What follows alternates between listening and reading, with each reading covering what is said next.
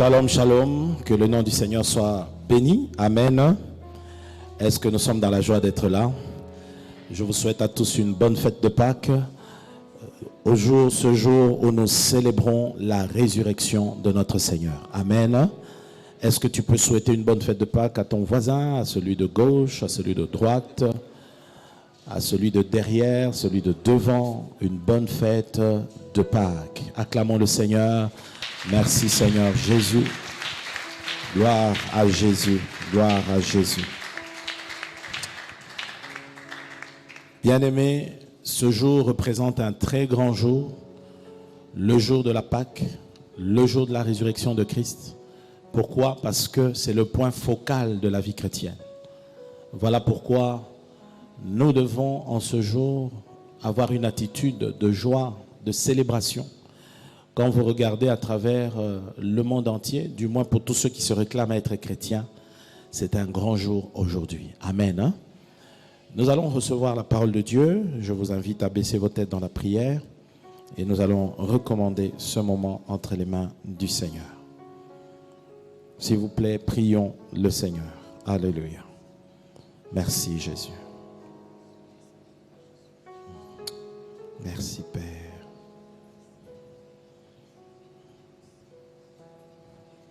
Nous voulons, Seigneur, ce matin, simplement te dire merci. Nous te sommes infiniment reconnaissants, Seigneur. En ce jour où nous célébrons ta résurrection. Résurrection signifie que tu es mort. Tu as connu la mort. Toi, le Fils de Dieu. Et tu l'as fait par amour pour nous. Tu t'es sacrifié à la croix pour nos péchés, pour nous délivrer du péché, nous délivrer de la condamnation éternelle, nous délivrer de la malédiction, nous délivrer de tout ce qui a vilissé l'homme et détruisait l'homme. Voilà pourquoi ce matin nous sommes reconnaissants, Seigneur. Nous te prions, Père, de bénir ces instants, de bénir ce moment où nous voulons parler de toi. Nous prions que ta parole soit pour nous une lumière, qu'elle soit pour nous, Seigneur, une nourriture. Merci de nous éclairer, merci de nous nourrir, de nous fortifier et de nous aider à comprendre tes voies. Notre but est qu'à la fin de ces messages, nous puissions davantage nous attacher à toi. Au nom de Jésus, nous avons ainsi prié. Amen. Gloire au Seigneur. Ce matin, nous allons lire la parole de Dieu dans 1 Corinthiens chapitre 15, versets 12 à 20. 1 Corinthiens 15, 12 à 20. Comme annoncé durant les 3 jours déguisement, le mois d'avril, dans toute la communauté, est le mois de la sanctification. Et le thème que nous partageons est « Recherchons la sanctification ». Mais particulièrement pour ce dimanche matin, qui est le dimanche de Pâques, nous voulons ce matin parler de la résurrection de Christ. Ainsi, nous nous appuyons sur 1 Corinthiens, chapitre 15, le verset 12 à 20. Il est écrit ceci. « Or, si l'on prêche que Christ est ressuscité des morts, comment quelques-uns parmi vous disent qu'il n'y a point de résurrection des morts? S'il n'y a point de résurrection de mort, Christ non plus n'est pas ressuscité. Et si Christ n'est pas ressuscité, notre prédication est donc vaine, et votre foi aussi est vaine. Il se trouve même que nous sommes des faux témoins à l'égard de Dieu, puisque nous avons témoigné contre Dieu qu'il a ressuscité Christ, tandis qu'il ne l'aurait pas ressuscité si les morts ne ressuscitent point. Car si le mort ne ressuscite point, Christ non plus n'est pas ressuscité. Et si Christ n'est pas ressuscité, votre foi est vaine, vous êtes encore dans vos péchés. Et par conséquent aussi, ceux qui sont morts en Christ sont perdus. Si dans cette vie seulement que nous espérons en Christ, nous sommes les plus malheureux de tous les hommes. Mais maintenant, Christ est ressuscité des morts, il est le prémisse de ceux qui sont morts. Est-ce qu'on peut dire Amen? Encore Amen. En ce jour de Pâques, nous voulons parler donc de l'impact de la résurrection du Christ sur notre foi. L'impact de la résurrection du Christ sur notre foi. Jésus est ressuscité. Nous sommes heureux, nous sommes contents. Nous célébrons le Seigneur pour cela. Mais qu'est-ce que cela représente pour nous, hommes d'aujourd'hui, pour nous, chrétiens de ce temps? Qu'est-ce que cela veut dire? Qu'est-ce que cela nous apporte? C'est ce que nous allons voir, l'impact de la résurrection du Christ sur notre foi. Selon ces textes, il y a beaucoup de vérités que l'apôtre Paul est en train de donner ici quand il s'adresse aux chrétiens de Corinthe. Et dans ce texte qu'on vient de lire, il met en exergue 6 conséquences de l'absence de la résurrection de Jésus. Il dit, si Jésus n'était pas ressuscité, allons dans ce sens. Parce qu'il y avait des gens qui soutenaient que Jésus n'était pas ressuscité parce que les morts ne ressuscitent pas.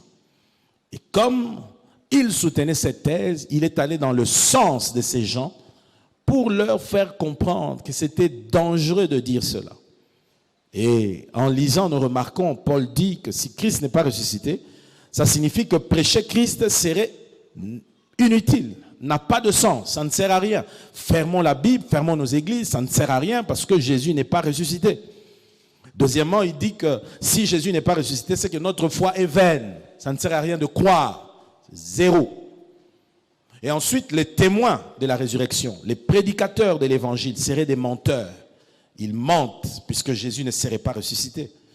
Ensuite, il dit, personne ne serait sauvé. Donc, il n'y a pas de salut si Jésus n'est pas ressuscité. Et en cinquièmement, il dit, tous les morts en Christ seraient perdus. Tous ceux qui sont morts en Christ, qui sont partis dans la foi, qu'un jour ils seront enlevés, sont perdus. Et enfin, sixièmement, les chrétiens seraient les plus malheureux de la terre parce qu'ils auraient consenti à des sacrifices dans cette vie à cause de l'espérance d'une vie meilleure. Mais puisqu'il n'y a pas de vie après la mort, puisque Jésus n'est pas ressuscité, donc c'est préférable de manger, de boire, de se réjouir, de pécher à volonté, de vivre comme on veut, puisqu'il n'y a rien après. Mais pourtant, les Écritures nous démontrent qu'effectivement Jésus est ressuscité. Et il a donné plusieurs preuves de sa résurrection. Un tombeau vide, des apparitions multiples qu'il a faites à l'endroit des chrétiens de l'époque, les miracles qu'il a accomplis. Pierre et Jean, guérissant ces paralytiques à la porte du temple, on dit, ce n'est pas nous qui avons fait ces miracles, mais c'est Jésus que vous avez crucifié, qui a ramené cet homme, qui a raffermi ses jambes et a fait que cet homme soit debout. Et ensuite, nous voyons également la transformation des vies. Et ça, nous en sommes témoins. Frère, sœur, tu es assis dans cet auditoire, tu nous suis en direct, tu es en Christ et tu es né de nouveau. Tu peux le témoigner, même si tu n'étais pas là quand Jésus est ressuscité. Mais quelque chose dans ta vie a changé en plaçant ta foi dans ce qu'il a accompli à la croix. N'est-ce pas vrai? Nos vies ont changé. Hier, nous étions des gens de mauvaises vies. Chacun ici a probablement un témoignage. Des gens, des choses dont la Bible dit, si on devait les rappeler, nous rougirions aujourd'hui. Des choses sales, des choses qui n'honoraient pas Dieu. Des péchés les plus abjects dans lesquels nous étions. Mais qu'est-ce qui s'est passé pour que subitement, on rejette ces péchés-là? Subitement, qu'on ne soit plus attiré par ces choses qui nous attiraient. Subitement, qu'on ne continue plus dans ces péchés dans lesquels nous étions liés. Quelque chose s'est passé. Et c'est en cela que la résurrection de Jésus est vraie. Quelqu'un peut dire Amen. Quelqu'un peut dire Amen. Mais pour nous aujourd'hui, le plus important, c'est quoi? C'est que cette résurrection-là ait de l'effet sur nous. Quand nous parlons de l'impact de la résurrection sur notre foi, l'impact, c'est un terme scientifique qu'on utilise généralement en balistique. Balistique, c'est la science qui étudie les cartouches, les balles. Et quand on parle d'un impact, il s'agit ici des traces ou des conséquences que laisse une balle sur sa cible. Vous voyez? Ça veut dire les empreintes que cela laisse, les conséquences que cela laisse. Il y a une conséquence de la résurrection de Jésus sur nous, sur notre foi. Jésus n'est pas ressuscité en vain. En ressuscitant, et pour tous ceux qui placent leur foi dans cette résurrection, il y a une conséquence positive. Et par la grâce de Dieu, nous allons voir 5 conséquences, 5 impacts que la résurrection de Jésus a sur notre foi. 5 conséquences. La première de ces conséquences, c'est que la résurrection de Christ est le signe que Dieu est tout-puissant. La résurrection de Christ est le signe que Dieu est tout-puissant. La résurrection de Christ est le signe que Dieu est tout-puissant. Pour nous chrétiens, Dieu est tout-puissant. Quelqu'un peut dire Amen. Dans sa prière d'intercession à l'église d'Éphèse, l'apôtre Paul affirme dans Éphésiens chapitre 1er, le verset 19 à 20. Il affirme ceci au sujet de Christ et atteste que Dieu est tout-puissant. Il dit, quelle est envers nous qui croyons l'infinie grandeur de sa puissance, se manifestant avec efficacité par la vertu de sa force. Verset 20. Il a déployé quoi? Il a déployé l'infinie grandeur de sa puissance en Christ. Comment? En les ressuscitant des morts et en le faisant asseoir à sa droite dans les lieux célestes. Quelqu'un peut dire Amen. Si Jésus est ressuscité, la résurrection de Christ était le déploiement de l'infinie puissance de Dieu qu'il manifestait au monde pour démontrer que rien ne lui est impossible. Jésus mort, 3 jours dans la tombe, il revient à la vie. Ceci est la preuve que notre Dieu peut tout. S'il a ramené Christ de la mort à la vie, ça prouve que Dieu est capable de tout. Amen, amen. Dans Genèse chapitre 17 au verset 1er, lorsque il se révèle à Abraham, il dit à Abraham une chose. Parmi les premières choses qu'il dit à Abraham au sujet de sa personne, il dit à Abraham, je suis le Dieu tout-puissant. Je suis le Dieu comment? Tout-puissant. Et ça, c'est l'Éternel lui-même qui le dit à Abraham. Il dit, Abraham, sache que tu vas marcher avec moi. Nous faisons alliance avec toi, mais retiens une chose, je suis le Dieu tout-puissant.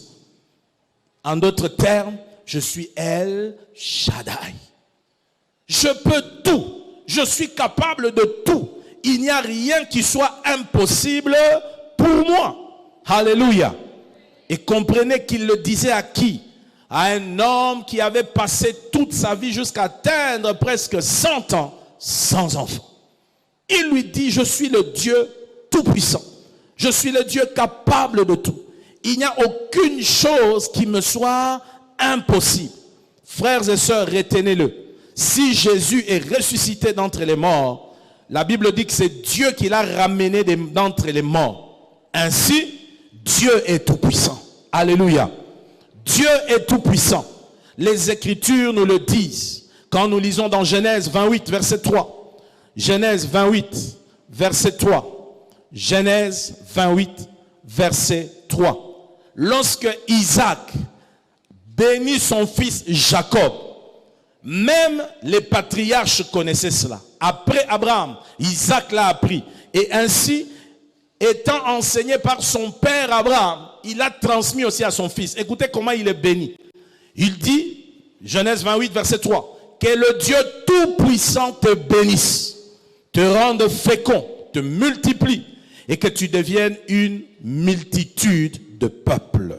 Que le Dieu tout-puissant te bénisse. Alléluia. Ce matin, si Jésus est ressuscité, ça signifie que Dieu est tout-puissant. Et je prie que le Dieu tout-puissant te bénisse. Que le Dieu capable de tout te bénisse. Quand un Dieu tout-puissant te bénit, ça signifie que dans ta vie, l'impossible devient possible. Alléluia. Dans Exode, chapitre 6, le verset 3. Exode, chapitre 6, verset 3. Les Écritures disent, je suis apparu à Abraham à Isaac et à Jacob comme le Dieu Tout-Puissant. Mais je n'ai pas été connu d'eux sous mon nom l'Éternel. Alléluia. Dieu confirme ici. Il dit à Moïse, Moïse, je suis apparu à tes pères, Abraham, Isaac, Jacob, comme le Dieu Tout-Puissant. Et quand vous regardez à la vie d'Abraham, à la vie d'Isaac, à la vie de Jacob, vous pouvez vous rendre compte que la toute-puissance de Dieu a été manifeste dans leur vie. Vous pouvez voir comment Abraham, à un âge avancé, à un âge où on est censé mourir, mais Dieu vient lui donner une espérance de vie. Et non seulement il donne cette espérance, Dieu démontre son action dans sa vie. Il lui donne un enfant à 100 ans, frère. Ça, c'est la toute-puissance de Dieu. Alléluia. Nous voyons comment dans la vie d'Isaac, il se lève pour pouvoir bénir cet homme qui est pratiquement dans un pays étranger, qui est convoité des autres, détesté des autres. Mais cet homme prospère dans ce pays, devient un homme fort riche et craint. Et même, sa femme ne peut pas accoucher, elle est stérile. Comme il l'a fait avec Abraham. Dieu exauce la prière d'Isaac et sa femme conçoit des jumeaux. Alléluia. Nous voyons comment il s'est manifesté dans la vie de Jacob également. Jacob qui est pratiquement devenu le père d'Israël avec les 12 tribus qui représentaient ses fils. Comment est-ce qu'il est parti loin de son frère, qu'il avait trahi, à qui il avait volé la bénédiction. Mais comment il est retourné. Et comment est-ce que Dieu l'a béni. Dieu a fait de lui un grand homme. Il est devenu une référence. Lui qui hier était un usurpateur, était un menteur, un voleur, cet homme est devenu le père de la nation d'Israël. Alléluia. J'aimerais dire à quelqu'un, Dieu est un Dieu tout-puissant.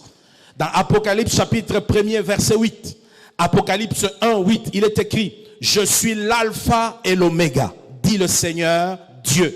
Celui qui est, qui était et qui vient, le tout-puissant. Amen. Le tout-puissant. Je prie Dieu que le tout-puissant, en ces jours de résurrection, accomplisse ses œuvres puissantes dans ta vie au nom de Jésus-Christ.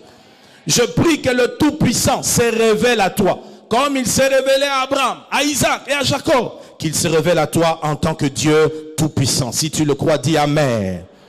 Deuxième impact de la résurrection de Christ sur notre foi, c'est que la résurrection de Christ témoigne que Dieu est fidèle. Dieu est fidèle. Dans 1 Corinthiens chapitre 15, versets 3 et 4. 1 Corinthiens 15, 3 et 4.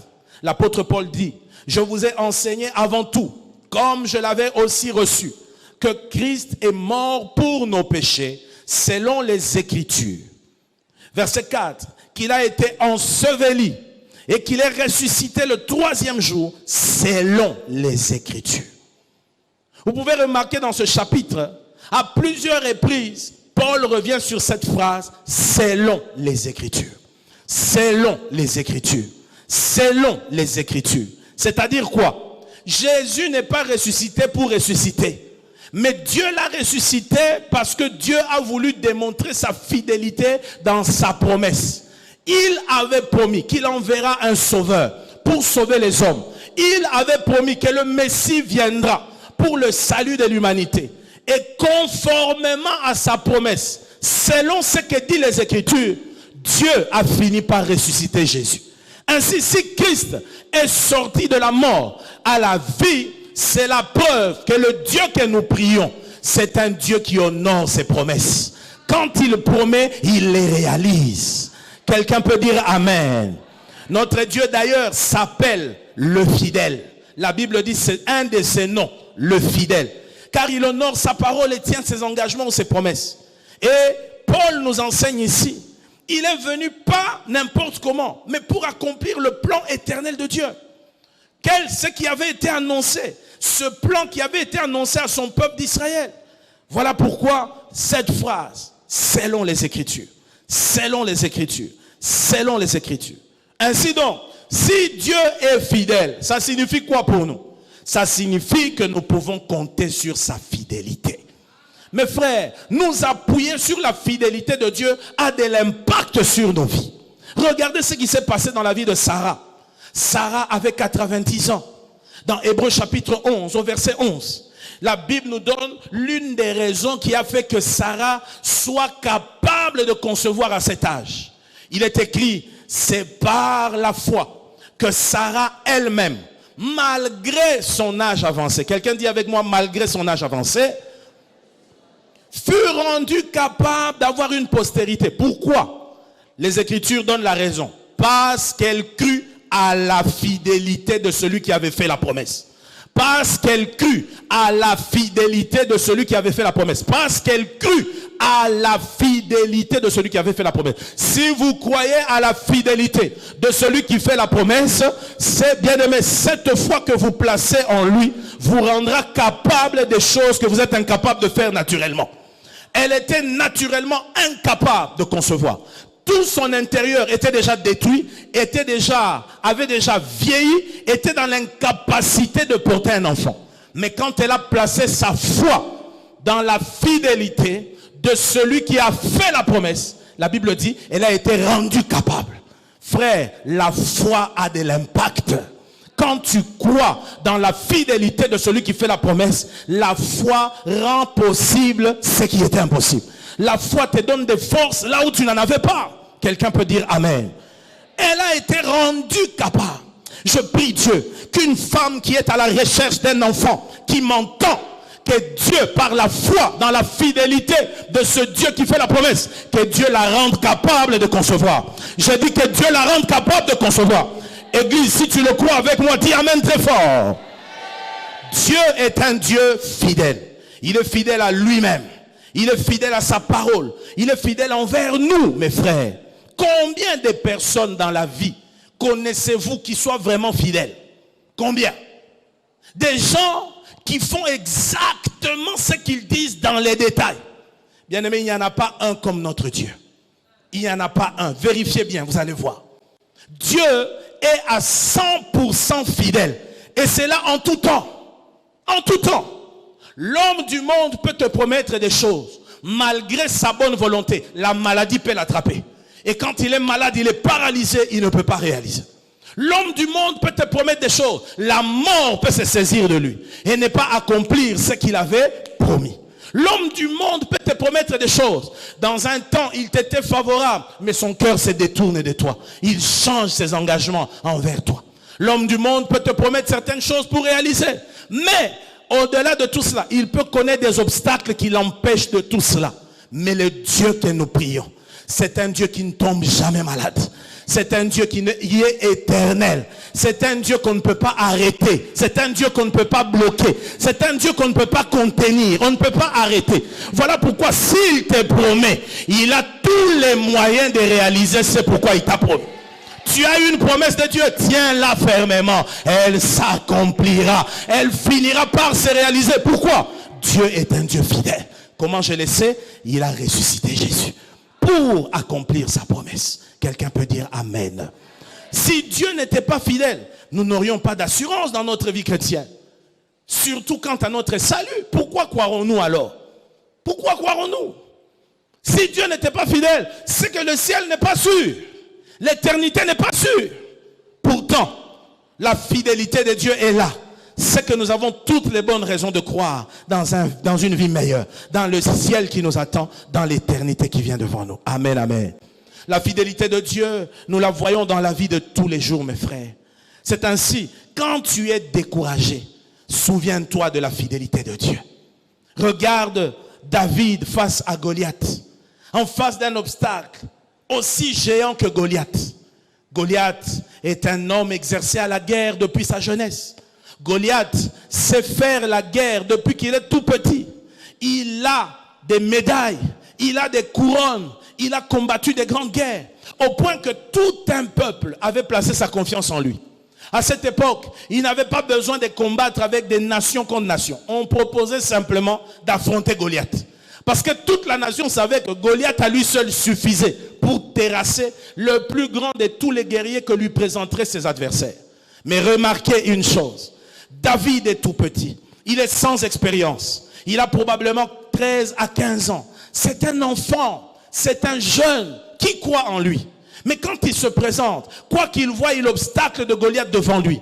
La Bible dit dans 1 Samuel chapitre 17 au verset 37, il est écrit ceci, David dit encore, l'Éternel qui m'a délivré devant la griffe du lion et de la patte de l'ours, me délivrera aussi de la main de ce Philistin. Et Saül dit à David, va et que l'Éternel soit avec toi. Alléluia. David s'est souvenu de la fidélité de Dieu. Un peu comme pour dire, c'est Dieu là qui m'a aidé en face de l'ours à pouvoir lui arracher la brebis et terrasser cet ours. C'est Dieu qui m'a aidé devant le lion. C'est Dieu là qui m'a permis de pouvoir terrasser le lion. Ce même Dieu là continuera à être avec moi en face de ce Goliath. Quelqu'un peut dire amen. Souviens-toi qu'un jour dans ton passé, tu as crié à Dieu pour une raison ou une autre. L'intervention de Dieu est venue. Souviens-toi qu'un jour dans ta vie, tu étais dans la détresse. Mais quand tu as crié à Dieu, le secours est arrivé. Ce même Dieu-là qui t'a secouru, il est fidèle. Il t'a secouru hier. Il t'a secouru l'année passée. Il t'a secouru dans les années antérieures. Il n'a pas changé. Il est le même hier, aujourd'hui, éternellement. Il peut encore te secourir aujourd'hui. Voilà pourquoi dans les combats de la vie, dans les challenges de la vie, souviens-toi de la fidélité de Dieu. Quelqu'un peut dire amen. Même si à l'époque, ce n'est qu'un tout petit rhume, une toute petite fièvre dont il t'a guéri, c'est déjà un indice qui prouve que celui qui a fait cela peut encore faire plus aujourd'hui pour toi. Voilà pourquoi garde ta confiance dans la fidélité de Dieu. Amen, amen. Quand tu es dans une situation désespérée, souviens-toi des grandes promesses de Dieu. Souviens-toi des exaucements des prières passées. Frères, nous avons tous dans notre gibecière des prières faites qui ont été exaucées miraculeusement. N'est-ce pas vrai? Alors souviens-toi de ça. Ce sont des choses qui doivent t'encourager, à te stimuler dans la fidélité de Dieu. Le Dieu qui m'a guéri, le Dieu qui a pourvu à mes besoins. Alors que j'étais étudiant, je ne savais pas si j'allais finir la session. Mais un miracle s'est produit. J'ai trouvé cet argent, j'ai obtenu, j'ai fait la session, j'ai distingué, j'ai été collé. C'est même Dieu-là, c'est celui qui me permettra de pouvoir nourrir mes enfants aujourd'hui. Alléluia. Et la foi que Dieu est fidèle. Amen, amen. Quand tu doutes de ton salut, souviens-toi de la fidélité de Dieu. Amen. Souviens-toi de la fidélité de Dieu. Lorsque tu as gâché ta vie par un passé sombre, tu as mené une vie sale, une vie impropre, une vie qui est complètement dévergondée. Souviens-toi de la fidélité de Dieu. Qu'est-ce que la fidélité de Dieu nous dit? Elle dit dans 1 Jean chapitre 1 verset 9. 1 Jean 1, 9. Si nous confessons nos péchés, il est fidèle et juste pour nous le pardonner. Il est fidèle et juste pour nous les pardonner et nous purifier de toute iniquité. Vous entendez cela? Si nous confessons, tu as commis un péché qui te semble être grave, un péché qui te semble être vraiment ignoble, la Bible t'encourage à croire en la fidélité de Dieu. Si nous confessons nos péchés, tu peux toujours venir confesser tes péchés. Et lui est fidèle. La Bible nous rassure. Il est fidèle. Fidèle pourquoi? Fidèle pour te pardonner et fidèle pour te purifier de toute iniquité. Notre responsabilité, c'est de confesser notre péché. Mais sa responsabilité à lui, dans sa fidélité, c'est de nous pardonner et de nous purifier. Quelqu'un peut dire amen. Ainsi, compte sur la fidélité de Dieu. Quand il t'arrive d'être tenté, tu es en face de la tentation, des sollicitations au péché, des sollicitations à la chute. Souviens-toi de la fidélité de Dieu.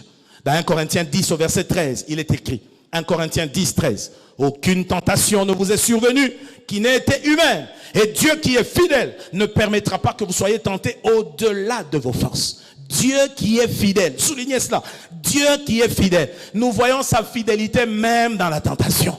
Quand nous sommes tentés, les Écritures disent, Dieu qui est fidèle ne permettra pas que vous soyez tentés au-delà de vos forces. Mais avec la tentation, Il préparera aussi le moyen d'en sortir afin que vous puissiez la supporter. Est-ce qu'on peut dire Amen? En se disant, mais ça c'est une maladie contagieuse ou quoi?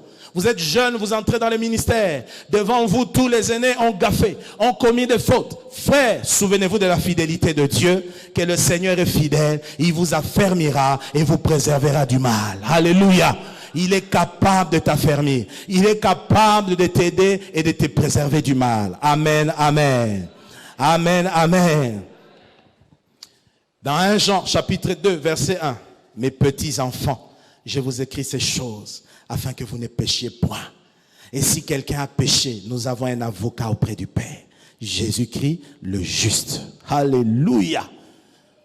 Hébreux 10, 23. Retenons fermement la profession de notre espérance, car celui qui a fait la promesse est fidèle. Celui qui a fait la promesse est fidèle. Celui qui a fait la promesse est fidèle. C'est pourquoi retenons fermement la profession de notre espérance. Continuons à tenir le flambeau de la foi chrétienne. N'abandonnons pas parce que celui qui a fait la promesse est fidèle. David même disait dans ses psaumes, dans le psaume 91, le verset 4, il dit « Sa fidélité est un bouclier et une cuirasse ». La fidélité de Dieu nous protège, mes frères. Elle nous garde. Elle nous garde de quoi? Elle nous garde de toute flèche enflammée du malin pour le découragement. Il y a des fois où tu marches dans la vie chrétienne, tu as l'impression que tu es abandonné, tu es délaissé. Mais lorsque tu te souviens de la fidélité de Dieu, ça te protège de tels sentiments, ça te protège de telles attitudes. Alléluia. Tu continueras à compter sur lui, tu continueras à t'attendre à lui. Laisse-moi te dire que celui qui a fait la promesse est fidèle. Il a promis d'envoyer Jésus pour le salut du monde. Il l'a accompli. C'est un Dieu fidèle. Quelqu'un peut dire Amen. Troisième impact de la résurrection du Christ sur notre foi. La résurrection du Christ est une source d'espérance. La résurrection de Christ est une source d'espérance. Dans Luc chapitre 24, le verset 21. Luc 24, 21. Un des disciples de Jésus témoigne sur le chemin d'Emmaüs. Alors qu'ils croisent Jésus ressuscité, ils ne savent pas que c'est lui. Ils parlent à Jésus de Jésus. C'est ainsi que pendant qu'ils sont en train d'avancer, il raconte et dit, ce monsieur est mort, il est parti. Pourtant, nous espérions que ce serait lui qui délivrerait Israël. Mais avec tout cela, voici le troisième jour que ces choses se sont passées. Nous espérions. Il utilise l'espérance au passé. C'est-à-dire, pour les disciples, leur espérance était morte avec la mort de Jésus. C'est ainsi que quand Jésus est ressuscité, ces mêmes disciples qui étaient déprimés et déçus, découragés, ils furent instantanément motivés. Ils ont retrouvé l'espérance. Ils étaient désormais pleins d'espérance. Ils ont commencé à prêcher l'évangile avec puissance et la résurrection du Seigneur fut au centre de leur prédication. Ils annonçaient avec courage, avec force. Pourquoi? La résurrection est venue rebooster l'espérance au-dedans d'eux. Ainsi, la résurrection de Christ, chrétien, quand nous voyons Jésus ressuscité, que cela ne soit pas seulement un fait historique, mais te souvenir que Jésus est sorti de la tombe, libre, vainqueur, vivant, doit t'encourager à espérer encore. Alléluia. À espérer encore. Pourquoi? Parce qu'il y a eu une nuit sombre de la mort, mais il y a eu le matin de la résurrection. J'aimerais dire que si tu connais des nuits sombres, il y a un matin de la résurrection qui arrive. Alléluia. L'espérance est une attente d'un bien que l'on désire ou que l'on entrevoit comme probable. L'espérance, c'est une attente d'un bien que l'on désire ou que l'on entrevoit comme probable. Ainsi, l'espérance devient de plus en plus rare de nos jours. Les gens ne s'attendent plus à un bien. Les gens ne regardent pas leur vie pour imaginer qu'il y a des bonnes choses qui les attendent. Aujourd'hui, ce sont des sentiments de défaite et de découragement qui font la une. La plupart des gens ne parlent qu'en mal. Que ce soit de leur vie, que ce soit de leur famille, que ce soit de leur nation, que ce soit du monde. Nous n'avons plus d'espérance. L'homme naturel ne vit plus avec l'espérance. Mais pourtant, les chrétiens d'aujourd'hui devraient vivre en étant pleins d'espérance. Alléluia. Si aujourd'hui les taux de suicide augmentent dans ce monde, c'est parce que les gens regardent autour d'eux et se disent, à quoi ça sert de vivre? Il n'y a plus de voie de sortie. Autant mieux en finir. Amen, amen. Mais j'aimerais te dire que la vie a tout son sens. C'est lui qui t'a donné la vie, c'est pourquoi tu as envie. Ne cherche pas la mort avant la fin de ta vie. S'il te laisse en vie, il y a une espérance devant toi. Alléluia. Il y a quelque chose de bien qui t'attend devant. Alors, focalise-toi sur ça durant le temps de vie que tu as sur la terre. Amen, amen. Car l'espérance est un soutien majeur de la vie. Un dicton dit, l'espoir fait vivre, n'est-ce pas? L'espoir fait vivre. Dans Job, chapitre 14, versets 7 à 9. Job, chapitre 14, versets 7 à 9. Écoutez-le. Un arbre a de l'espérance. Quand on le coupe, il repousse. Il produit encore des rejetons. Quand sa racine a vieilli dans la terre, quand son tronc meurt dans la poussière, il reverdit à l'approche de l'eau. Il pousse des branches comme une jeune plante. Amen, amen. Amen, amen. L'espérance, la Bible nous dit qu'un arbre a de l'espérance. Un arbre a de l'espérance. Frères et sœurs, si l'arbre a l'espérance, comment toi, un homme, tu désespères? Et on dit de l'arbre, même quand on l'a coupé, l'arbre des fois est têtu. Qu'est-ce qu'il fait? Il repousse. Il produit encore des rejetons. On dit quand sa racine a vieilli dans la terre, quand même son tronc meurt dans la poussière, lorsque l'eau arrive, cette plante fait quoi? Elle reverdit. L'eau dans la parole, l'eau dans la Bible, c'est la parole de Dieu. Ainsi ce matin, en écoutant la parole, si ta racine avait déjà vieilli, si ton espérance était déjà affaiblie, je prie que cette espérance soit reboostée au nom de Jésus-Christ. Car la Pâque que nous célébrons n'est pas simplement une fête mémorielle où on doit seulement se souvenir, il fut un temps en Israël, Jésus était... Non, ces faits-là que nous connaissons doivent avoir de l'impact sur notre vie. Amen, amen. Et un de ces impacts, c'est l'espérance. Regardez au verset 14. Job 14, 14. Job dit, si l'homme, une fois mort, pouvait revivre, j'aurais de l'espoir tous les temps de mes souffrances jusqu'à ce que mon état vint à changer. Amen. J'aurai de l'espoir tous les temps de mes souffrances jusqu'à ce que mon état vint à changer. L'espérance doit être têtue en toi, comme l'espérance de l'arbre. Mais toi, tu es un humain. Tu te décourages, tu te lamentes, tu vis désespéré. Pourtant, ton nom, c'est Espérance. En réalité, tu dois changer de nom. On doit t'appeler Désespérado. Parce que le désespoir, tu sens même l'odeur du désespoir. Il y a des gens en qui vous voyez, il est désespéré de partout. Quelquefois, nous voyons des gens marcher dans la rue. Vous pensez que c'est quelqu'un. Non, en réalité, c'est une coquille vide. Il est déjà mort. Il est sans espérance. Et quelquefois, ça fait mal de voir, c'est quelqu'un qui se dit être chrétien. Et c'est quelqu'un qui vient à la Pâque comme un religieux, qui va célébrer la Pâque.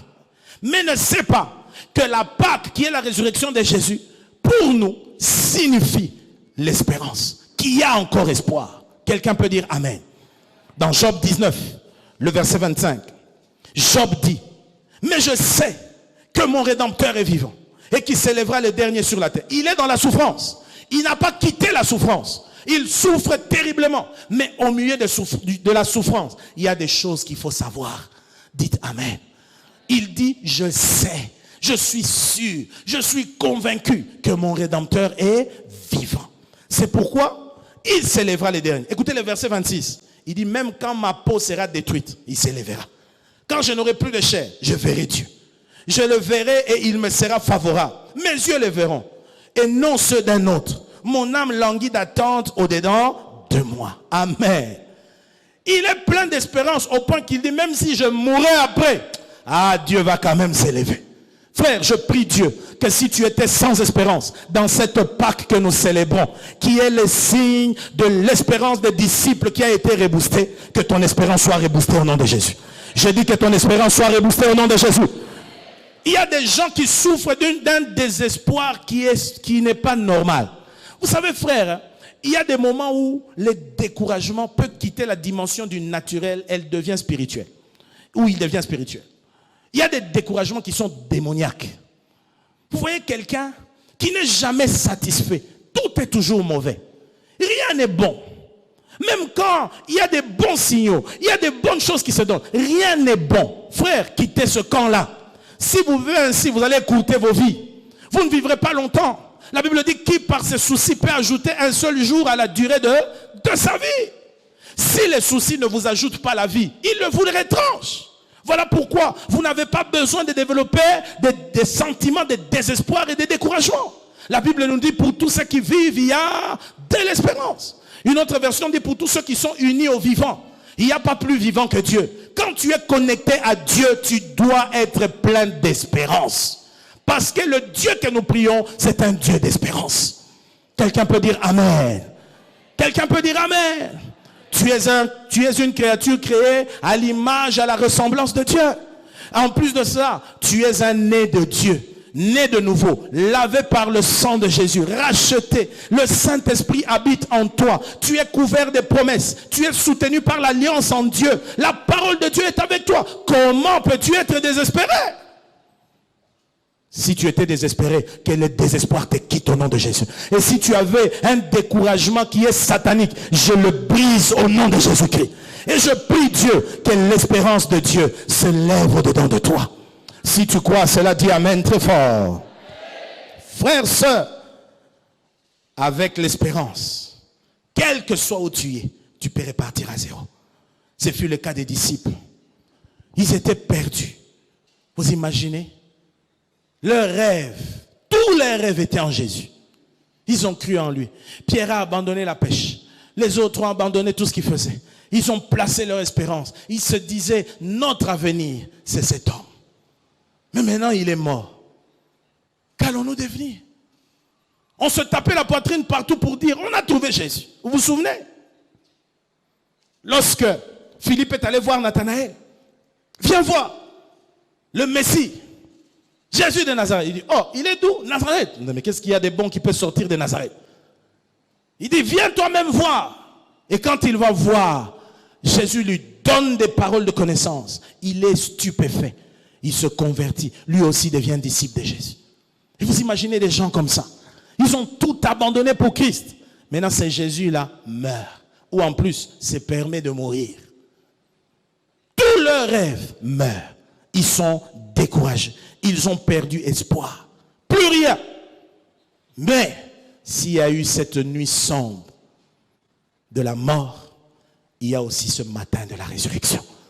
C'est pourquoi à la résurrection, c'était tellement époustouflant que Pierre ne pouvait pas croire. Quand les femmes sont allées, ils ont rapporté. Quoi? Il est revenu à la vie. Donc, c'est-à-dire que c'est réparti, quoi. Non, je dois aller vérifier. Avant de me réjouir, il faut que j'aille d'abord. Vous savez, il y a de ces attentes que vous avez dans les cœurs. Quand des fois, ça a été tellement différé. Lorsque la chose s'est produite, vous ne croyez pas encore. Mais ce n'est pas une sorte d'incrédulité. Mais c'est tout simplement parce que vous ne voulez pas faire souffrir votre cœur. Souvenez-vous de la femme sunamite. Lorsque le prophète Élisée lui promet que l'année prochaine, elle aura un enfant à cette même époque. Il dit non, s'il te plaît, ne mens pas ta servante. Ne mens pas ta servante, pardon. Ne me cherche pas de problèmes. Vous aimez des choses grandes là. Autant mieux de me donner une telle promesse. Hein. Je vais continuer à faire mon deuil en sachant que je n'ai pas d'enfant, ça va. Mais ne me mens pas, parce que si tu me mets sur ce terrain-là et que je m'y mette et que ça ne tienne pas, je peux en mourir. Est-ce que vous comprenez? Ça vous est déjà arrivé d'avoir ces sentiments-là? Il y a des gens qui évitent certaines grandes choses, pas parce qu'elles ne veulent pas ces choses, mais elles ne veulent pas se créer des problèmes. Elles ne veulent pas que leur cœur souffre. Mais j'aimerais te dire que l'espérance de Dieu est certaine. Quand Dieu t'a donné une espérance, cette espérance est sûre. Quelqu'un peut dire Amen. La preuve, eux qui étaient découragés, le matin de la résurrection, ils sont allés tous vérifier. Les tombeaux étaient vides. Il n'y avait plus personne à l'intérieur. Et ensuite, quand ils ont cru en cela, quand bien même ils ont cru, le Seigneur est venu attester en leur apparaissant. Et quand il leur est apparu, il n'en revenait pas de leurs yeux. Thomas n'était pas là. Incrédule qu'il était. On lui raconte. Il dit non. Si moi-même, je ne mets pas mon doigt dans son côté, là où on a percé, si je ne mets pas mon doigt dans ses mains percées, je ne croirai pas. Les Écritures disent, 8 jours seulement après, une semaine, Jésus apparaît cette fois avec Thomas. Quand Thomas le voit, Thomas ne sait plus parler. Mon Seigneur, mon Dieu, ce n'est pas vrai. Est-ce que ce que je vois est vrai ou pas? C'était exactement. Il lui dit, viens. Tu as dit que tu dois toucher. Viens mettre ton doigt. Est-ce que Thomas avait encore mis le doigt? C'était tellement évident qu'il s'est écroulé. Il a dit, mon Seigneur et mon Dieu. Il a reconnu. Et Jésus lui dit, Thomas, heureux ceux qui croient sans avoir vu. De la même manière, l'espérance, tu ne la vois pas encore, mais tu crois dans ton cœur que quelque chose de meilleur t'attend. J'aimerais encourager quelqu'un qui est en Christ à cause de la résurrection de Jésus. Aujourd'hui, tu ne vois pas, tu ne sais pas, ton lendemain semble flou, ton avenir, tu ne vois rien. Mais je veux qu'au fond de ton cœur, tu croies qu'il y a quelque chose de bon devant. Il y a quelque chose de merveilleux qui t'attend. Car dans tous les cas, un chrétien gagne toujours. J'aimerais vous le dire. Parce que même si devant nous là, tu meurs, tu vas au ciel. Tu as gagné. Même si Jésus revient à l'enlèvement, c'est encore merveilleux. Mais au-delà de tout, dans l'espérance qu'il te promet, tant qu'il n'est pas encore revenu, tant que tu n'es pas encore mort, bien-aimé, ce n'est pas fini. Je veux que tu mettes ta main sur ton cœur. Dis, est-ce que tu sens ton cœur battre? Il bat vraiment? Il bat? Le cœur bat. Il y en a qui ont cessé de battre avant même que toi tu meurs.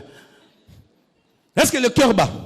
Alors en mettant ta main sur ton cœur, dis, tant que je suis vivant, tant que ce cœur bat, il y a espoir pour moi. Il y a espoir pour moi. Il y a espoir pour moi. Est-ce que tu crois qu'il y a espoir pour toi? Puisque tu crois qu'il y a espoir pour toi, acclame le Seigneur très fort. Le Dieu d'espérance.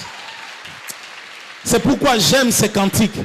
Tu es le Dieu de mon salut. Tu es le Dieu de ma délivrance. Un Dieu d'amour, un Dieu d'espérance. Alléluia, alléluia. Un Dieu d'espérance. Alléluia. Un Dieu d'espérance. Que le Dieu d'espérance rebooste ton espérance au nom de Jésus. Je dis qu'il rebooste ton espérance au nom de Jésus. Peut-être que tu regardes à ton passé et tu te dis, je n'ai rien fait de ma vie jusque-là. Ton mariage est par terre. Tes entreprises, ton travail sont par terre. Ne te décourage pas, bien-aimé. Ce qui vient devant nous est certainement meilleur que ce que nous avons laissé derrière nous. Ah, ça je te l'affirme, frère. Je te l'affirme. Voilà pourquoi sois rempli d'espérance. Sois rempli de confiance. Dis-toi, j'ai Dieu. Je marche avec le Seigneur. Quelque chose de meilleur m'attend devant moi. Amen. Est-ce que quelqu'un peut dire à son voisin, quelque chose de meilleur t'attend devant toi? Ne désespère pas. Toi, tu ne le sais pas, mais en lui disant cela, bien-aimé, il y a quelque chose qui est en train de se produire en lui. Alléluia. Répète-le lui encore. Dis-lui quelque chose de meilleur t'attend devant toi. Amen, amen. David dit dans le psaume 52, le verset 11. Ah, j'aime David. David dit dans le psaume 52, verset 11. Je te louerai toujours parce que tu as agi. Et je veux espérer en ton nom parce qu'il est favorable en présence de tes fidèles. Je veux espérer en ton nom parce que ton nom est favorable. Alléluia. Je veux espérer en ton nom. Continue à espérer. Bien-aimé, voici quelques vérités sur l'espérance. La première, c'est que l'espérance en Dieu ne trompe pas. Romains 5,5 nous le dit. L'espérance ne trompe point. L'espérance que Dieu donne ne trompe point. 2, l'espérance, c'est le tremplin de la foi. Aussi longtemps que l'espérance n'est pas en place, la foi ne peut pas agir. La foi, c'est d'abord une ferme assurance des choses qu'on espère. Il faut qu'il y ait des choses qu'on espère pour que la foi s'établisse en nous. La foi travaille avec l'espérance. C'est pourquoi l'espérance est le tremplin de la foi. 3, l'espérance procure la grâce de la persévérance et de l'endurance. L'espérance procure la grâce de la persévérance et de l'endurance. Abraham, espérant contre toute espérance. Romains 4, 18. Espérant contre toute espérance. Il a tenu bon, il a persévéré. Bien-aimé, quand tu espères, ça te donnera la capacité de tenir bon, de ne pas t'affaiblir. Parce que tu sais que derrière toutes ces peines et ces souffrances, il y a quelque chose de bon qui t'attend. Quelqu'un peut dire Amen. L'espérance, quatrièmement, l'espérance te dira toujours que ta situation ne sera pas toujours ce qu'elle sera. Ta situation ne sera pas toujours ce qu'elle sera. Ésaïe 8, 23. Mais les ténèbres ne régneront pas toujours. Les ténèbres ne régneront pas. J'aimerais dire à quelqu'un, les ténèbres dans lesquelles tu es ne régneront pas toujours. Tu ne seras pas toujours ce que tu es aujourd'hui. Les faibles ne demeureront pas toujours faibles. Un faible peut devenir fort. Alléluia. Pourquoi? Parce que nous prions un Dieu plein, un Dieu d'espérance. C'est pourquoi ne vous moquez pas des gens aujourd'hui. On se moque de la RDC, ne vous en faites pas. Un géant est en train de naître. Un géant est en train de naître. Il est en train de grandir. Il est en train de grandir. De la même manière, toi aussi, tu es l'objet de moquerie aujourd'hui. Mais un géant est en train de naître en toi. Un géant est en train de naître. Et des fois, Dieu permet qu'on se moque tellement de toi, que tu sois connu. On se moque tellement de toi que tu es connu à cause de la moquerie. Mais ce qui fait que quand le Seigneur va changer les donnes, tout le monde dira, ça c'est vraiment ce que Dieu est capable de faire. Il n'y a que Dieu qui peut faire ça. Quelqu'un peut dire Amen. Amen. Hier, je parlais avec un serviteur de Dieu qui est en Afrique du Sud. Il me faisait le tableau de tout ce que l'Église est aujourd'hui. Et puis, de notre pays. Il est congolais d'ici, mais il vit là-bas. Il me disait, quand je vois tout ça, les nouvelles que j'apprends, il me posait des questions. Mais j'ai aimé sa conclusion. Il m'a dit, je crois que si tous les facteurs macroéconomiques, politiques, militaires et consorts ne sont pas réunis, il nous reste une voie de sortie, c'est Dieu. Il dit, je crois qu'au Congo, il va seulement y avoir des miracles de Dieu, des choses qui se produisent, bah! Et puis les gens disent, ah, mais comment c'est arrivé? Mais ça, c'est ce qu'on appelle la faveur. Un don immérité. Tu ne méritais pas, mais tu obtiens. Moi, je crois en ces dieux-là. Je crois dans ces dieux-là. Alléluia. C'est pourquoi l'espérance te dira toujours, ta situation ne sera pas toujours ce qu'elle est. Ta situation ne sera pas, dis à ton voisin, ta situation là ne sera pas toujours ce qu'elle est. Ah, ça peut changer. Ça va changer. Et ça change déjà à partir de maintenant. Les ténèbres ne régneront pas toujours. Cinquièmement, l'espérance, c'est l'encre de la vie. L'encre. L'encre en lingala, on appelle ça longo. Hein? Vous connaissez cette grosse flèche qu'on jette dans l'eau. Elle est généralement métallique en fer, avec une longue corde que l'on met dans les navires. Et quand un navire doit accoster, on jette cela. Cette encre va jusqu'à s'accrocher quelque part à un rocher, et puis ça stabilise le navire. Et tant que l'encre est encore placée, quels que soient les vents, les tempêtes, le navire est stable. Et quand on dit que l'espérance est l'encre de notre vie, c'est-à-dire les challenges peuvent s'élever, les tempêtes peuvent s'élever, ça peut bouger, des troubles, mais nous sommes toujours stables. Nous sommes toujours stables. Pourquoi? Parce que nous savons que la tempête a une durée de vie. Elle ne restera pas toujours tempête. Que ta tempête soit petite tempête, qu'elle soit tsunami, qu'elle soit tout ceci, mais à un moment donné, elle s'arrêtera. Et après s'être arrêtée, on peut repartir à zéro. Quelqu'un peut dire Amen. Amen. Tant qu'il y a espoir, la vie est sécurisée. Ainsi, une autre chose, sixièmement, quand on est plein d'espérance, on ne compte pas ses échecs, mais plutôt ses possibilités. Quand on est plein d'espérance, on ne compte pas ses échecs, mais plutôt ses possibilités. Proverbe 24, verset 16. Car 7 fois le juste tombe, mais il se relève. 7 fois il tombe, et il se relève. 7 fois il tombe, et il se relève. Alléluia. Alléluia. Oui. Quand on est plein d'espérance, on ne compte pas ses échecs. Ah, j'avais échoué, j'avais fait ceci, j'avais fait... Non, le plus important, c'est que maintenant, tu es licencié. Ah, en première année, vraiment, en deuxième, oh, en cinquième, ainsi de... Non, ce qui compte, c'est la fin. C'est que tu t'es relevé. Tu as fini par te relever. Quelqu'un peut dire Amen. Et en passant, j'aimerais dire, tu as échoué, tellement échoué que tu es découragé de continuer. Mais j'aimerais te dire que si tu ne te lèves pas pour effacer cet échec-là, cet échec demeurera. Alors tu dois être rempli d'espérance en te disant, le diplôme là que je n'ai pas eu, je vais me battre jusqu'à obtenir ça. Parce que quand tu l'auras obtenu, ça va effacer tous les échecs qu'il y a eu. Est-ce que tu me comprends, frère? Je parle à quelqu'un ce matin. Septièmement, lorsque tu es désespéré, cela signifie que le désespoir tente de t'arrêter. Lorsque tu es désespéré, souviens-toi que le désespoir cherche à faire quoi? À t'arrêter. Il veut te bloquer. Alors, d'où tu dois te libérer immédiatement de cela en recourant à quoi? À la parole de Dieu. Recours à la parole de Dieu. Lamentation de Jérémie 3, 19 à 25. Jérémie dit, quand je pense à ma douleur, à ma souffrance, cela est comme un poison au-dedans de moi. Cela empoisonne ma vie. Cela détruit ma vie. Mais je voudrais repasser dans mon cœur une parole qui me donnera de l'espérance. C'est que les bontés de l'Éternel ne sont pas épuisées. Et elles se renouvellent chaque matin. Oh, que ta fidélité est grande. Alléluia. J'aimerais te dire, frère, si tu sens que le désespoir commence à te prendre, en d'autres termes, c'est que le désespoir essaye de te stopper. Il est en train de t'arrêter. Il cherche à t'arrêter pour que tu ne continues plus. Alors qu'est-ce que tu dois faire? Combat cela. Refuse le découragement. Repasse dans ton cœur la parole qui donne l'espérance. Quelqu'un peut dire Amen. Huitièmement, la parole de Dieu, c'est le livre de l'espérance. La parole de Dieu, c'est le livre de l'espérance. Elle t'aidera à regarder de là où tu es vers là où tu dois être. C'est pourquoi Jérémie disait, j'ai dévoré tes paroles. Je les ai dévorées. Elles ont fait la joie et l'allégresse de mon cœur. La Bible est un livre d'espérance. Tu ne peux pas être plein des paroles de Dieu et être désespéré dans la vie. Quand la parole remplit ton cœur, remplit ton esprit, tu seras en même temps aussi rempli d'espérance. Quelqu'un peut dire Amen. Neuvièmement, quand le désespoir gagne ta vie au point de t'amener à tout abandonner, parle toi-même comme le psaume 42,6. Parle à toi-même comme le psaume 42,6. Qu'est-ce que dit le psaume 42,6? Pourquoi t'as battu mon âme et gémis-tu au-dedans de moi? Espère en Dieu, car je le louerai encore. Il est mon salut, il est mon Dieu. Amen. Hein? Quand tu sens que le désespoir t'amène à te décourager, commence à parler à toi-même.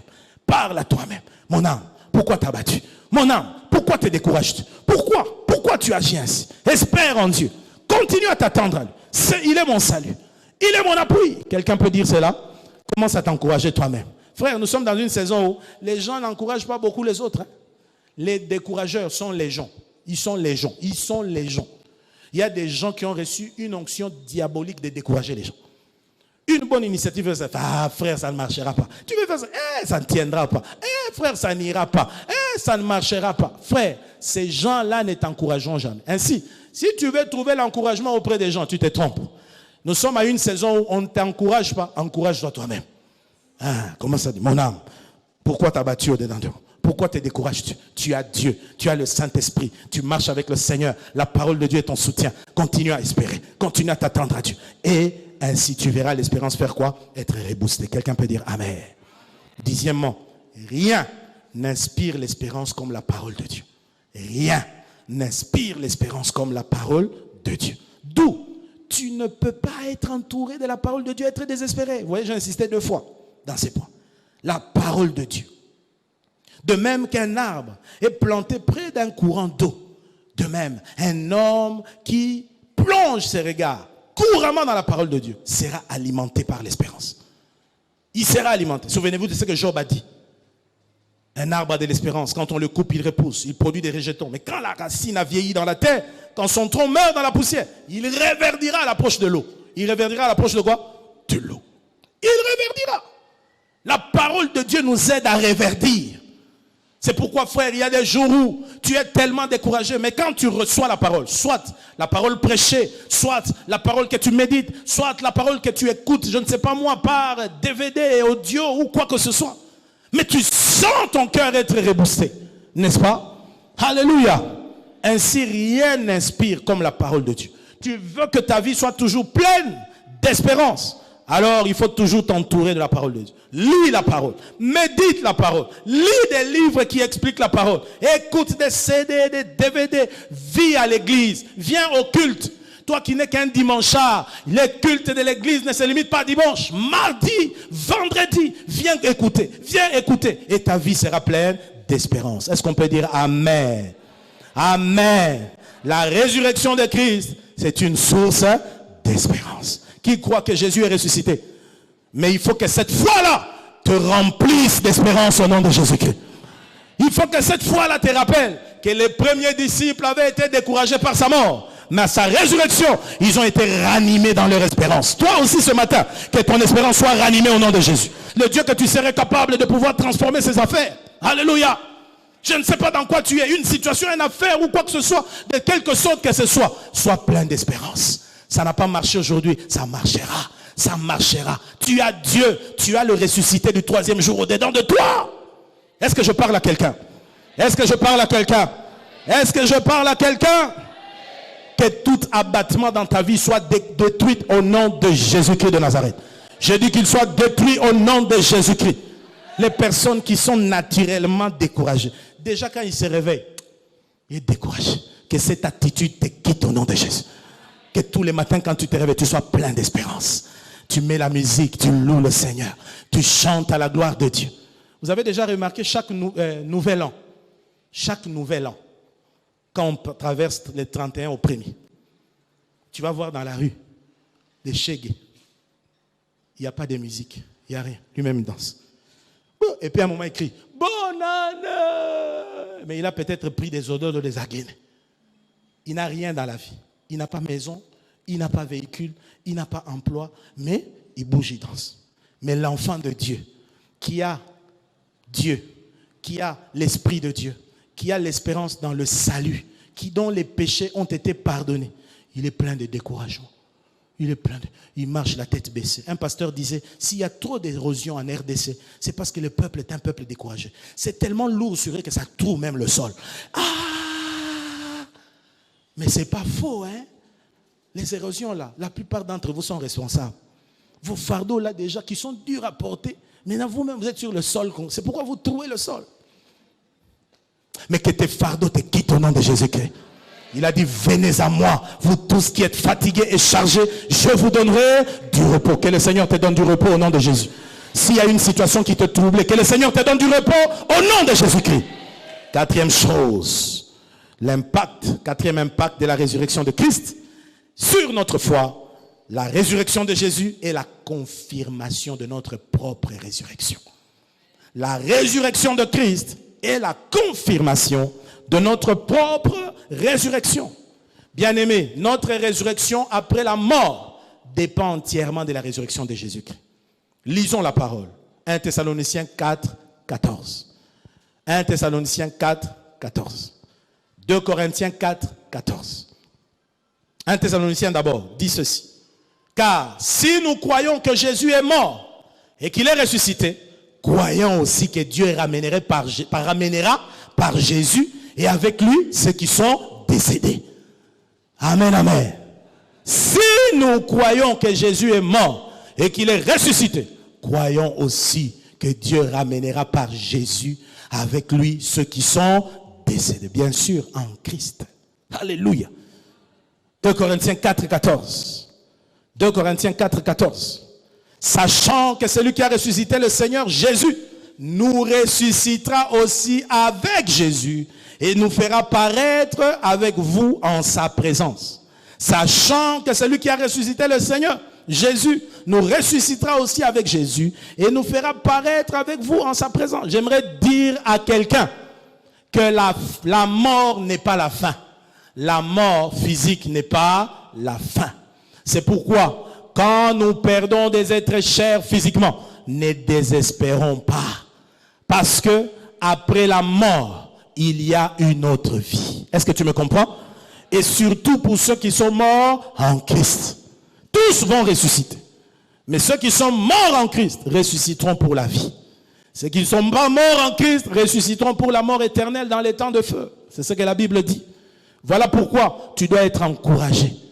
Même si tu as perdu ton frère, ta soeur, ton bien-aimé, ton père, ta mère, les membres de ta famille, des êtres chers, ton épouse, un enfant, tu le retrouveras. Tu le retrouveras. Frère, ce jour-là, quand la trompette sonnera, nous verrons les frères Alain Moloto.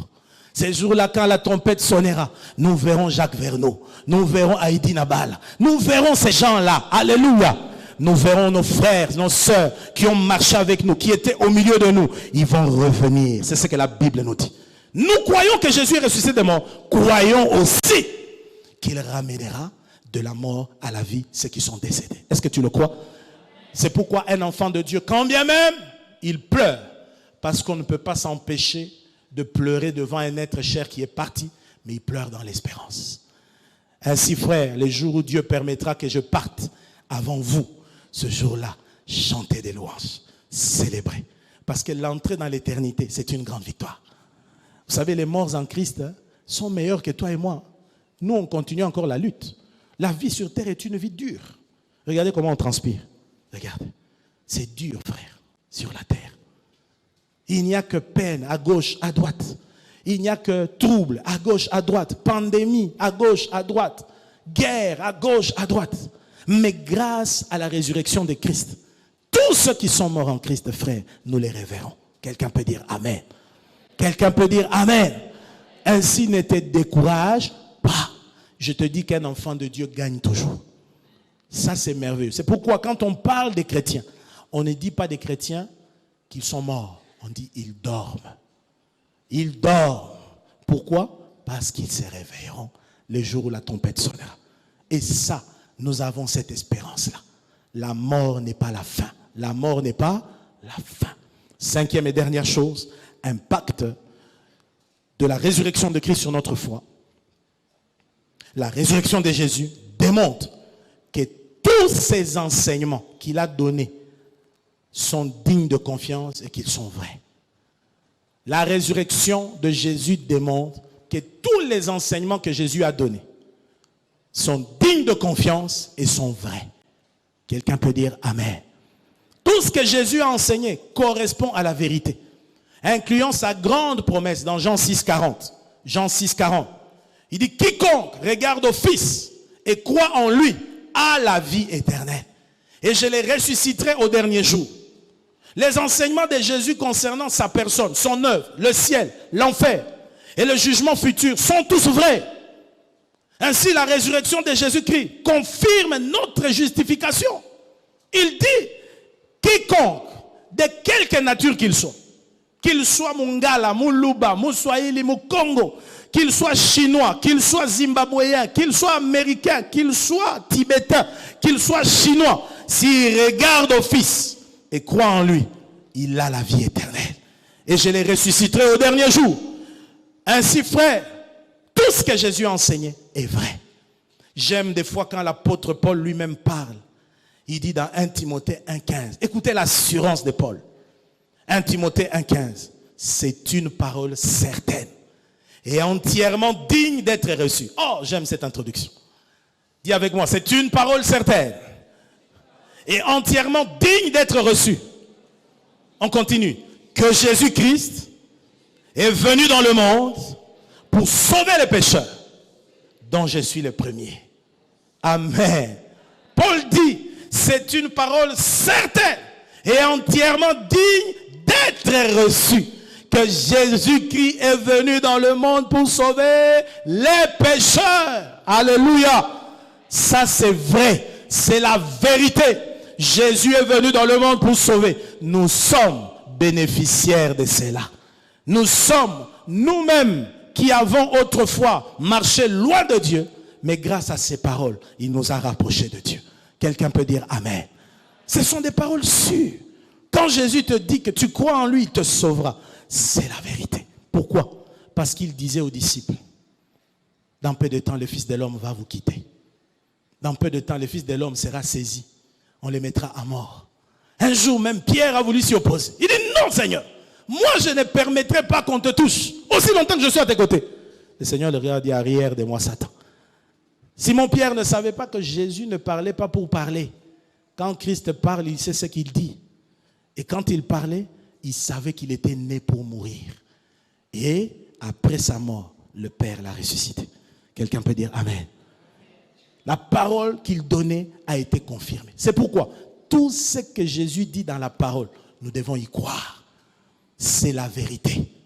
Et je rejoins ici un serviteur de Dieu, Kenneth Copeland, qui dit, si l'on venait m'apprendre aujourd'hui que la Bible est fausse, c'est trop tard. C'est trop tard. C'est trop tard. J'ai déjà tellement cru dans ces paroles que je ne peux plus reculer. Je ne peux plus reculer. Or, la parole et la vérité. Quelqu'un peut dire Amen. Pour terminer, Romains 4. Romains 4, verset 25. Romains 4, verset 25. Christ a été livré à la mort à cause de nos offenses.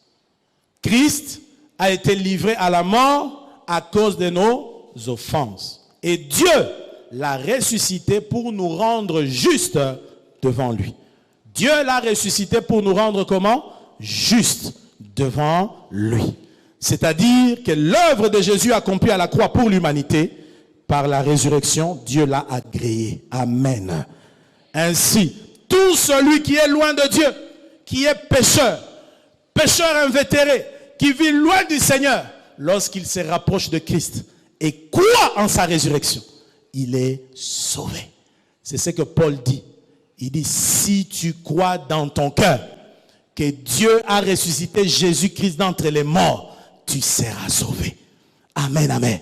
C'est une parole certaine et entièrement digne d'être reçue, que Jésus-Christ est venu sur la terre pour sauver les pécheurs. Que Dieu vous bénisse.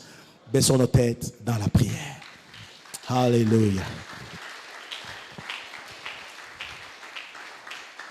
La parole de Jésus est vraie. L'enseignement de Jésus est vrai. Quand Jésus dit, sans moi, tu ne peux rien faire, c'est vrai. Quand il dit, je suis le chemin, la vérité et la vie, c'est vrai. Quand il dit, nul ne va au Père que par moi, c'est vrai. Quand la parole dit, il n'y a de salut sur la terre en aucun autre nom. Car il n'y a sous le ciel aucun autre nom qui nous a été donné, si ce n'est le nom de Jésus par lequel nous devions être sauvés. Ce matin, j'aimerais appeler quelqu'un qui est en cet endroit, qui a besoin d'être sauvé. Oui, il sauve encore aujourd'hui. Il sauve encore aujourd'hui. L'impact de sa résurrection aujourd'hui, c'est qu'aujourd'hui, pour tous ceux qui croient en cette résurrection, ils peuvent être sauvés et il peut effacer leur passé pour leur donner une vie meilleure. Tu es dans cette assemblée, tu me suis peut-être en direct. Bien-aimé, tu n'as jamais donné ta vie à Jésus-Christ. Voici l'occasion qu'il te donne. En cette Pâque, je prie Dieu que ce jour soit le jour de ton salut. Que ce jour soit le jour de ta délivrance. Donne ta vie à Jésus. Crois dans ses paroles. Crois que c'est lui qui te donne la vie éternelle, comme il l'a dit. Tu n'as pas l'assurance que tu as la vie éternelle. Ceci te concerne. Alors si tu es là, lève ta main là où tu es. Tu veux donner ta vie à Jésus-Christ. Tu veux donner ta vie à Jésus-Christ. N'aie pas honte. Ce n'est pas un sujet de honte. Au contraire, c'est un sujet de joie. C'est la religion qui fait de la conversion un sujet de honte. Mais notre vie avec Christ nous apprend que c'est la plus grande et la meilleure décision qu'un homme peut prendre sur la terre. Où es-tu? Voici la décision de ta vie. Merci frère, que Dieu te bénisse. Qui encore? Merci frère, que Dieu te bénisse. Qui d'autre encore veut donner sa vie à Jésus? Merci. Bien-aimé, est-ce que vous pouvez vous lever, s'il vous plaît, là où vous êtes? Voilà. Oui. Alléluia. Nous allons prier avec et pour vous. Nous allons prier avec et pour vous. C'est une parole certaine, entièrement digne d'être reçue. C'est que Jésus-Christ est venu pour sauver les pécheurs. Ce soir, ce matin, il veut te sauver. Il veut te libérer de ton passé. Il veut te libérer de toute condamnation. Et puisque tu as cru, bien-aimé, je bénis le Seigneur pour ta foi. Je bénis le Seigneur pour ton engagement. Car choisir pour Jésus, c'est le meilleur choix de la vie. C'est le meilleur choix de la vie. Je prie que les membres d'évangélisation s'élèvent. Approchez près de ces amis-là. Tenez-les par l'épaule, je ne sais. Priez avec eux. Demandez à Dieu de les accueillir. Demandons à Dieu de les sauver. Demandons à Dieu de les pardonner. Qu'aujourd'hui, une vie nouvelle naisse en eux. Église, tous ensemble, prions également pour ces bien-aimés. Prions pour eux. Bien-aimés, alors que vous êtes en train de prier, Oh Jésus. Oh Jésus-Christ. Merci. Alors que vous êtes en train de prier, réalisez. Venez à Jésus-Christ. Reconnaissez vos torts, reconnaissez vos péchés. Reconnaissez tout ce que vous avez fait et lui vous pardonnera. Il vous donnera une vie nouvelle. Oh, merci Jésus. Merci Jésus. Merci Jésus. Merci Jésus. Merci Jésus. Merci Jésus. Bien-aimés, maintenant je voudrais vous conduire dans la prière du salut. Faites cette prière avec moi maintenant. Tous les bien-aimés qui se sont levés, priez ensemble avec moi. Dites à haute voix avec moi, Seigneur Jésus-Christ. Seigneur Jésus-Christ, ce matin j'ai entendu ta parole. Je crois que tu es ressuscité d'entre les morts pour moi. C'est pourquoi je reconnais que je suis pécheur. Et je reconnais que c'est toi mon sauveur. Pardonne mes péchés, Seigneur. À partir d'aujourd'hui, je prends l'engagement ferme de t'abandonner ma vie. Je choisis volontairement de vivre pour Jésus, de vivre avec Jésus. C'est pourquoi je crois de tout mon cœur et je confesse de ma bouche que tu es mon Seigneur et mon Sauveur. À partir d'aujourd'hui, je confesse que je suis enfant de Dieu. Je confesse que mes péchés sont pardonnés. Je confesse que j'appartiens désormais à Jésus. Pour toujours. Merci Seigneur Jésus-Christ. Merci de m'accueillir. Au nom de Jésus. Je vais prier pour vous. Seigneur, je prie pour ces bien-aimés qui se sont levés. Courageusement, ils ont pris leur décision. Tu les connais. Tu sais exactement ce qui se passe dans leur cœur en ce moment même. Oh Dieu, par l'autorité que tu me donnes et que ta parole me donne, Seigneur, nous coupons tous les cordons ombilicaux qui les reliaient au monde au nom de Jésus-Christ. Nous coupons tout lien qui les rattachait à Satan au nom de Jésus-Christ. Et nous les unissons pour la vie à Christ Jésus. Que le Jésus qu'ils ont trouvé aujourd'hui, le Jésus ressuscité, qu'il ne le quitte plus jamais.